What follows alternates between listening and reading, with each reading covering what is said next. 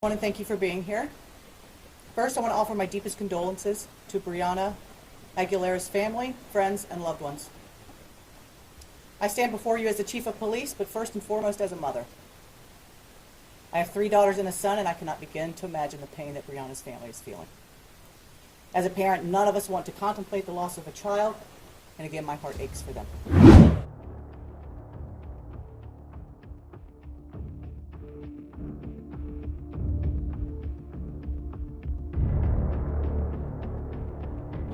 On a weekend meant for rivalry and rowdy spirit, a life ended far too soon.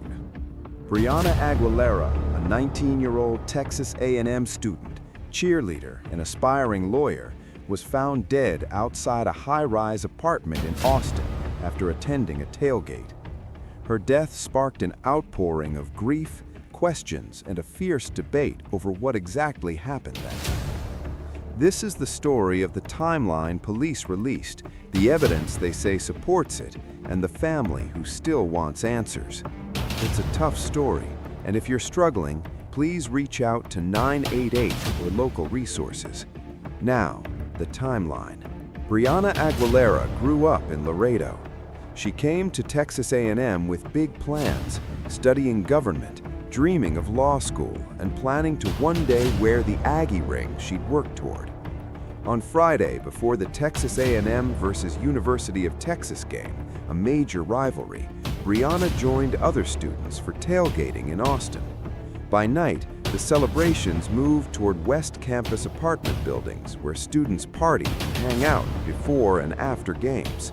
In the early hours after the game, emergency calls came in, reporting an unresponsive person outside a 17-story building. Brianna was pronounced dead at the scene.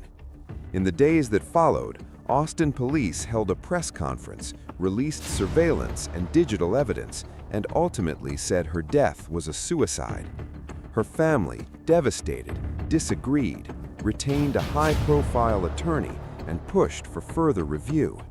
The city was left with two competing narratives, the official timeline and a family's doubts. On December 4th, Austin Police Department laid out a detailed timeline of Brianna's final hours. Here are the main points they released. Tailgating and movements earlier in the evening. Brianna attended the tailgate and later was seen near West Campus locations where students gathered. Investigators tracked her path via surveillance footage and witness statements. A phone call shortly before the fall. Police say surveillance showed Brianna on the phone, a call with an out-of-town boyfriend, moments before the fall. Witnesses later told detectives they heard an argument on a phone, and some reported hearing a verbal dispute shortly before the sound of a thud. The fall itself and discovery. Emergency services were dispatched after a bystander reported a person on the ground. Authorities placed the time she was found in the early morning hours, around 12:45 a.m. to 12:57 a.m., and confirmed she fell from a 17th floor unit at the apartment complex. Digital evidence and a deleted note. Investigators said they found a deleted suicide note on Brianna's phone, dated November 25th. APD also said her digital records and interviews indicated prior comments about self-harm. Taking the video, witness accounts, and that note together, police concluded there was no evidence of foul play. Official ruling. After the review, APD publicly stated the death was a suicide and that there was no evidence to support a criminal act. They emphasized they were countering a wave of misinformation circulating online and in social posts. Those are the facts the department presented, but let's unpack what each piece means and where uncertainty remains. Surveillance footage can establish who was where and when, but it doesn't always capture context, intent, for example, or conversations out of frame.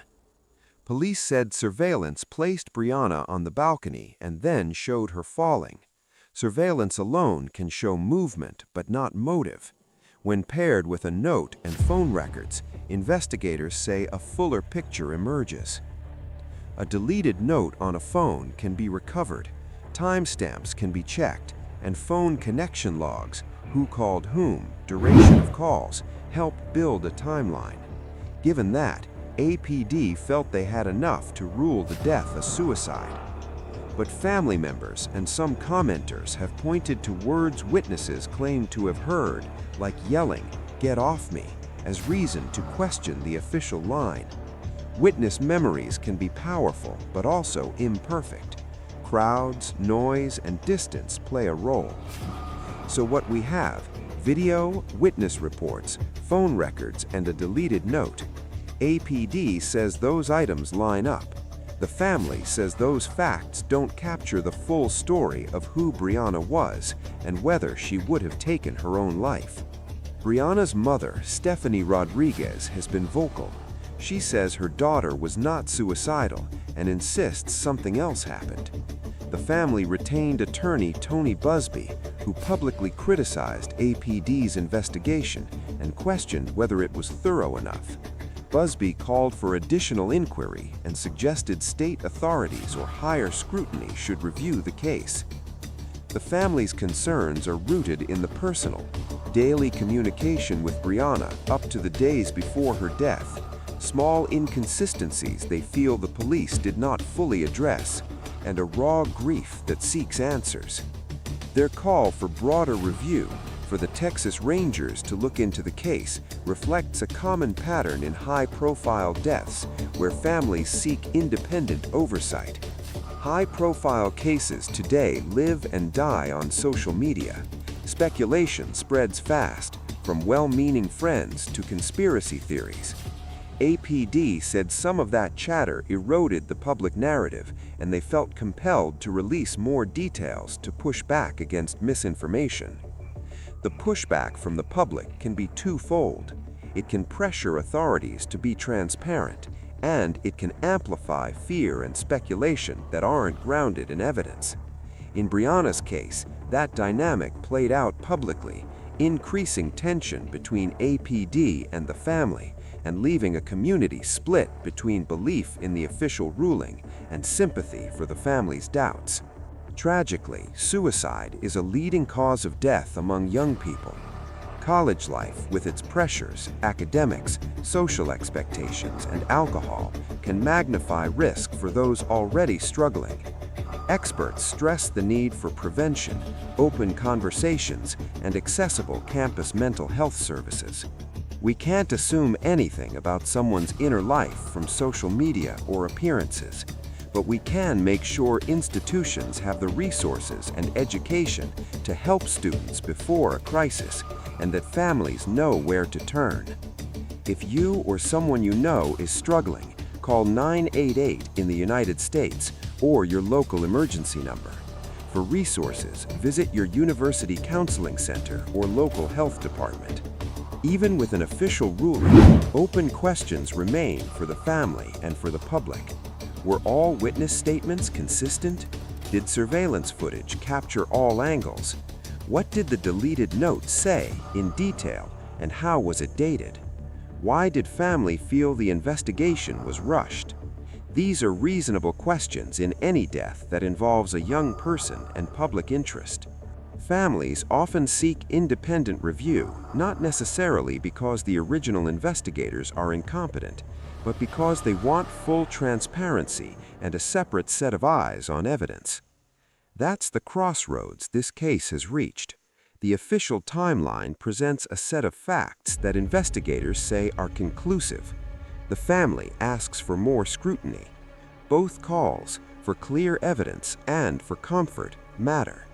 Brianna Aguilera's story is heartbreaking: the loss of a young life, the pain of a family, and the heated public debate that followed. What we can do is hold to the facts we have, demand thorough, transparent investigations when questions persist, and make sure we surround one another with care. If you've taken anything from this piece, let it be this: keep the conversation about mental health alive. Insist on clarity from authorities when evidence is in dispute. And if you're hurting, reach out. You're not alone. If you are in crisis, call or text 988 US or contact local emergency services. For resources, visit your university counseling center or local health department.